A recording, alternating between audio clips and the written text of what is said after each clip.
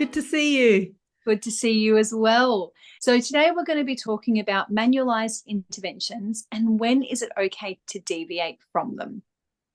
So today's a very interesting topic that we wanted to share with everyone who's just starting out in the therapy space. And the reason why we're talking about manualised interventions is because it is very common across many different workplaces for us to start working with clients with a structured workbook based on many different types of interventions. Most commonly, there are CBT manuals out there. But it's just that when we are learning how to be a therapist, sometimes we do need a bit of a guidebook, a bit of structure around how we do interventions. So it's really common. But then something starts to happen that some of you might relate to already. And that is that we start to wonder, our client doesn't seem to be getting this or enjoying this. What do I do now? Yes, it's about having that structure, but when we can potentially be a little bit more creative and a little bit more flexible and creating that balance between the two. Yeah. When do we stick to it? When do we need to be rigid? And when do we need to be flexible? And what are the signs? Yeah. Yes. I actually started off using manualised. My first experience of intervention, my background was predominantly in assessment when I was a provisional psychologist, but some of the intervention work that I did started off using a manualised program. And I have to say it provided me with such a sense of structure and it felt very contained. Because I knew what was coming next. And I think that can be quite reassuring for somebody who's just starting out to sort of have a very laid out sort of structure and content for, however many weeks that we're working, and just knowing what is going to be covered in each session so that we can just focus on delivering that rather than needing to somehow formulate and develop that ourselves. Most definitely. I think it's totally natural for us when we are just learning to have the ability to lean on something, almost the way I used to see using the manualized workbooks, almost like having a teacher in the room with me, so that it was there, it was black and white. This is what we're talking about now. We'll have a bit of open questioning with the client. What do you think about when we read this, or how does that fit for you? But then there was something else to move on to, because I do remember having some moments, if there was a pause in the conversation with the client, I'd go, oh my gosh, what do I do next? Where do I go to next? It's like, no, Isabel, everything's okay. You just move on to the next page. So really, really handy in those early years. Yes, it is that what do I do next? What am I going to do in this session? I think can cause a lot of angst because I think particularly in the early days, we feel like we're wanting to, I don't know, add more value or give something to the client. I think when we really step back with experience, I think we're always sort of giving something to the client, whether we're delivering a structured intervention or not. But there is something about wanting to deliver interventions, particularly in psychology training as well, because there is such a huge focus on intervention delivery. It's case reports. It's it's encouraged through, we look at the Medicare guidelines in terms of what interventions. They're relatively structured.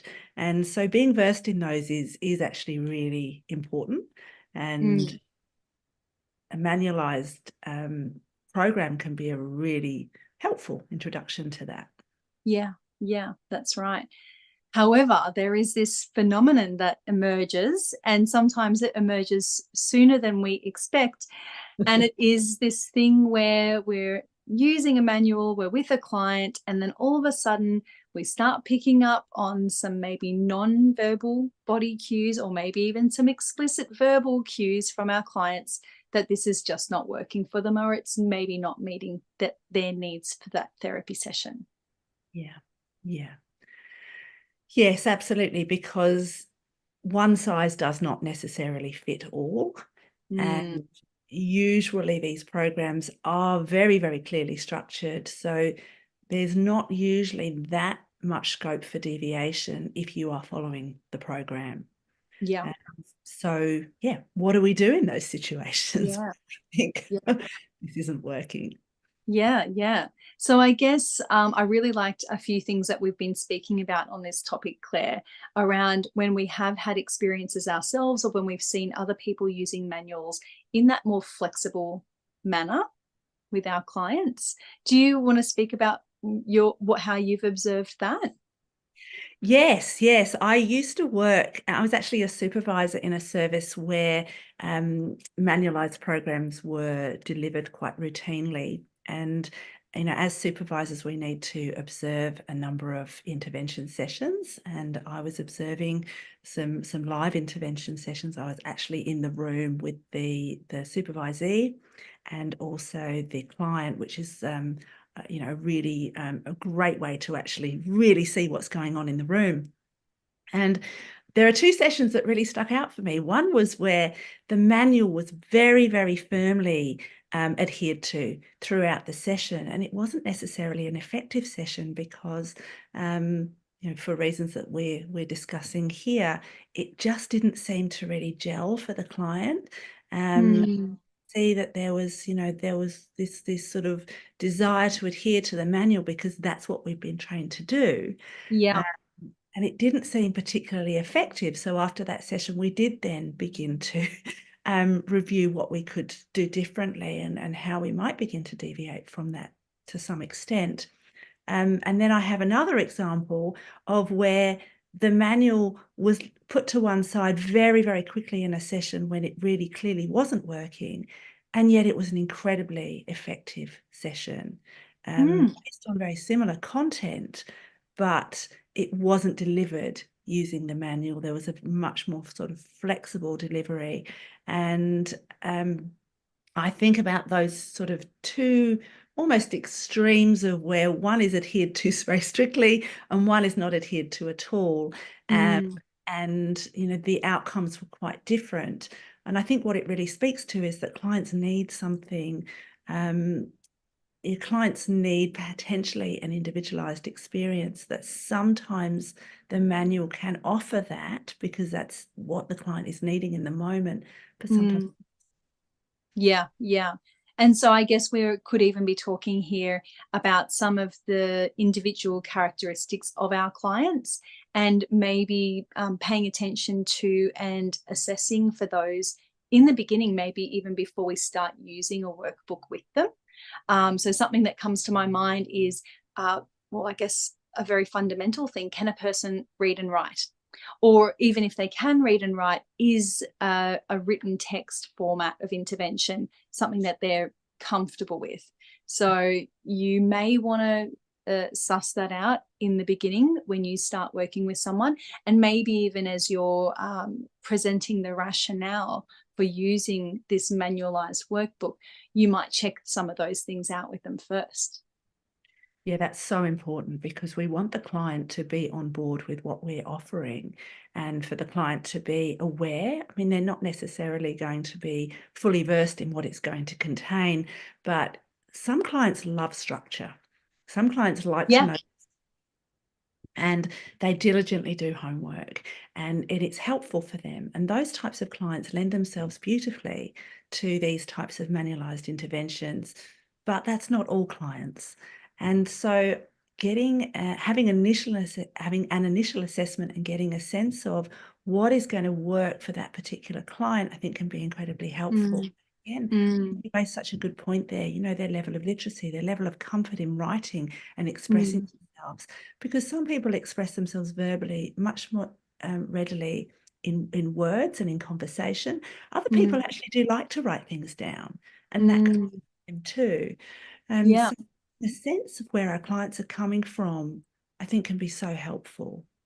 Yeah, I mean, we might have a client who is feeling anxious and having something else to focus on other than sitting and looking, facing each other in a room, could be something that they're much more comfortable with.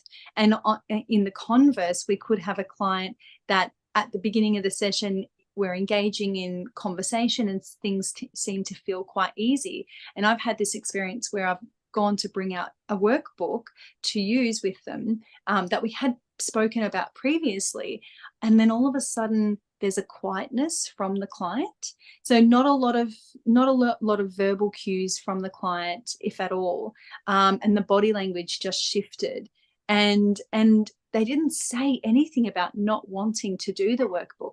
I had to say it for them. I had to say, I just want to check with you, how are you feeling about doing this right now? Because I'm getting a sense that maybe this is not something you're hooking into. And this response was immediate. It's like, yes, can we please put this away? This is not good. And then later I learned that, it was possibly reminding that person of some unpleasant educational experiences that they had had. And so then it made total sense to me as to why that wasn't working for them. Yeah, that's such a lovely example, because, and also of you being very tuned in to your client and getting that very clear message, even though it wasn't explicitly stated verbally, because some of our clients will be more assertive than others. Others will some will be quite happy to say, I don't want to do this, and others might comply because that might be part of their presentation. And as people-pleasing tendencies that we really want to be on the lookout for, because we don't want to be reenacting those in the session with the client. But like you say, it could be a very good distraction for some people who really just want to come in and do what they would say, do the work, get the tools, get the strategies. Others want to come in. So using our therapist's intuition, and I know that that could be considered maybe a bit of a wishy-washy word, but when I talk about therapist intuition, it's talking about being attuned to the sense or the feeling that we're getting from the client in the room at that moment. And we might not be able to explicitly describe what it is that I'm picking up, but I'm picking up something. I'm getting a sense of discomfort or not hooking in, or just disconnecting, no longer engaging with what's going on.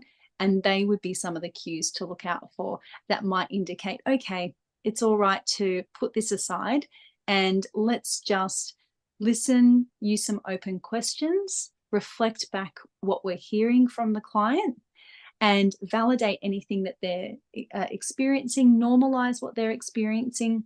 And feel free to, if you're not sure what to do next, if the only plan you had was to do the manual, just conduct the session using open questions and reflecting and listening.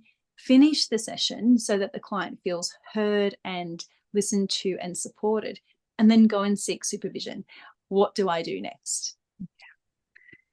That's such good advice. It's really about coming back to those micro counselling skills. Holding that space in the room and being present to the client, because we don't necessarily need a worksheet in order to be able to provide an intervention and provide support to our clients. And I would say even that those experiences, when you have them, because I have no doubt that you will, they will actually be the beginning of shaping you to be a therapist that's adaptive and that can work with the shifting nature of therapy as it happens constantly with our clients.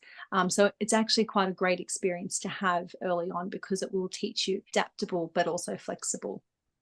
Yes, absolutely, because that's what our clients really need from us, is to be attuned to their needs.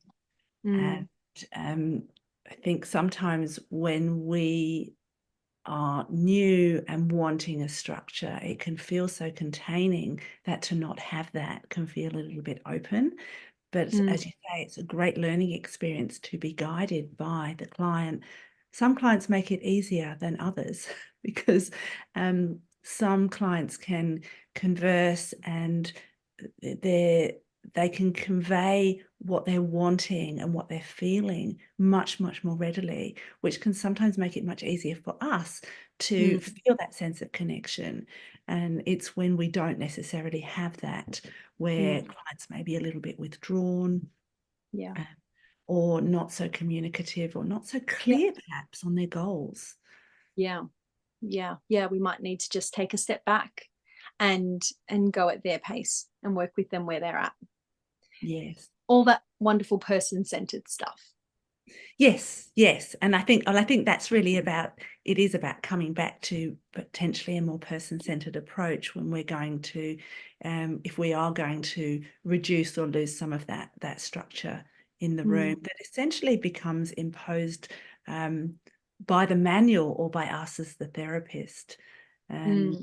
I think some people, I think this also ties in very much to individual differences as well, because I know a number of therapists and, having supervised a number of people over the years, some are much, much more structured than others. And so if you are somebody that likes structure, then, having that clear sort of manualized or clearly laid out session plan so that you sort of have a sense of where you're going can really, really work. And then you have others who, like myself, are much, much more organic in the process, and I tend to be very much led by where the client takes me, knowing I'm going to get there. But I don't necessarily know the direction, and it might meander around a few corners while I get there. I'm really enjoying hearing you talk about this, Claire, because I was thinking about how we have developed as clinicians over the years. We're talking about our early experiences using these manualized workbooks and interventions, but how we, I guess, have in the end followed what is, I guess, authentic to us, to our personal strengths and characteristics, our personalities. And it's that thing again about sort of not comparing ourselves to others, and very much understanding that client populations are so varied. And that's why it is important that our clients are encouraged that if our style is not working for them, that they know that they don't just have to keep coming and seeing us. Like, they can go and try someone else. And sometimes it might take 5 goes, 5 times of seeing 5 different therapists before they find the one that really fits for them. So yeah, so I guess we're encouraging people to be authentic to themselves and know that the right clients will find them. Yes, yes. I think the fit is such an important issue. And one of the things that I do in my practice is actually I speak to clients. I normally have a 15 to 20-minute conversation with any client that I might see if I'm potentially going to see them in my practice. And I'm very clear with them about the way that I work and say, Oh. do you think this is going to fit what you're looking for? So I get a very, very brief sense, not the history, but a brief sense of what they might be wanting. What are you looking for? And then I will be very clear about, this is my approach and this is how I work. And do you think that that's what you're looking for? Because knowing that I'm not somebody who's particularly structured, if someone is looking for a CBT therapist, then I have got a colleague who's an excellent CBT therapist who I'm very happy to refer those people to, knowing that they're going to get what they need. Yeah. Yeah. Where I sometimes will have people who will say, no, I've tried that before and that wasn't for me. What I'm looking for is something a little bit different.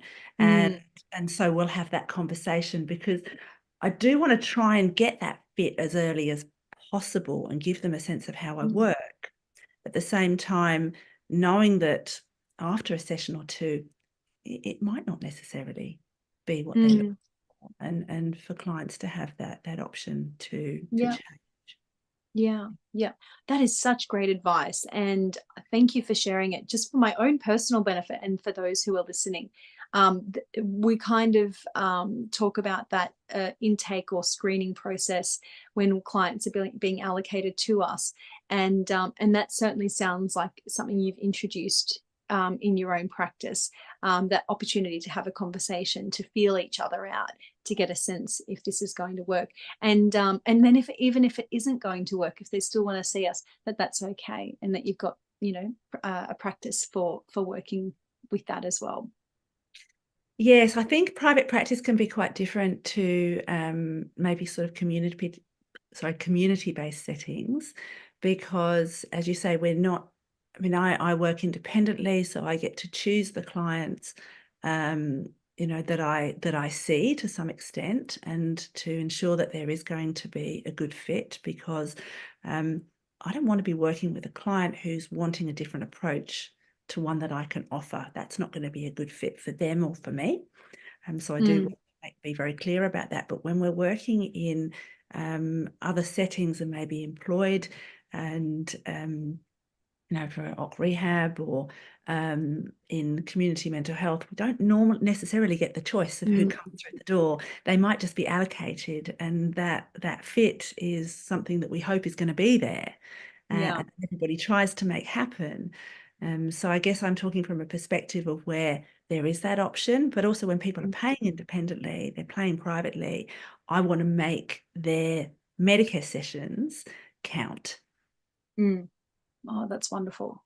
So as you're talking, you're actually you're making me think about how I've developed from the beginning of my practice using manualized treatments to being more integrative and being very flexible and person-centered. I'm a bit similar to you, I think, Claire, in my therapy style. But I have, in the last sort of just recent months, completed some training that's been offered to me through my work, and it's training that I would have never considered using. But I'm so glad that I did. And as we're talking, I'm realizing that's a manualized treatment that I'm using now. So if anyone's interested, there is this treatment called brief solution focused therapy. And most of us, if we're doing a clinical master's, we will have some exposure to what that is in those early years of training. But I remember hearing about it back in those days and thinking, oh, golly, that does not sound like anything I want to do. But it is something that I've just recently trained in, and it's very manualized and it's very repetitive. It's not flexible, or I don't want to say it's not client-centered, because I think I adapt it to make it client-centered. But it is manualized, and I'm finding that it's become a really useful therapy tool for certain clients. But it does require a bit of an introduction, and I do get buy-in from my clients before I start using it, and I provide the rationale as well. I'm in a drug and alcohol community clinic, so brief solution focused is becoming, I guess, one of the more evidence-based interventions for that community, for that population. And yeah, I think I'm quite enjoying it. It's a nice reflection to have. It is, isn't it? Because as you say, we can sometimes be challenged by our own perceptions, and with new and different interventions and tools being released as well, sometimes we may feel very aligned towards one rather than the other. I know with EMDR training, it really does follow a set protocol. And yes, EMDR in the beginning is manualized too, right? You follow those steps and those stages. But then you do sometimes find that there's a little bit of creativity and flexibility is required when it's not going according to plan. And in complex trauma, it doesn't sometimes go according to plan, and we do need to either step back or spend more time in a particular phase. And I do find a framework sometimes incredibly helpful to work with, because psychodynamic therapy is not a manualized therapy in any form at all, but there is a clear sort of framework, and it's a model. I like that definition, framework versus manualized. So having frameworks. So I was relating to what you said about EMDR, and how, because I have done my intro days 1 and 2 of EMDR, and I've used it a couple of times, and I'm very much sticking to the manual with that while I'm learning that intervention. But like what you said, once I guess you've used something enough and it's become, I guess, memorized, that protocol's been memorized, that's when we can become more flexible and adaptive, and also more attuned with our clients. Rather than asking them to fit into a box, we're able to shift that frame wherever they are. Yeah. Yeah. And so, yeah, you would follow the, the essence of and have a clear sort of guide, because we do want to have a formulation. It's not that we just meander around and have no direction at all. But it's about how flexible and maybe creative and intuitive potentially to our clients' needs that we can be.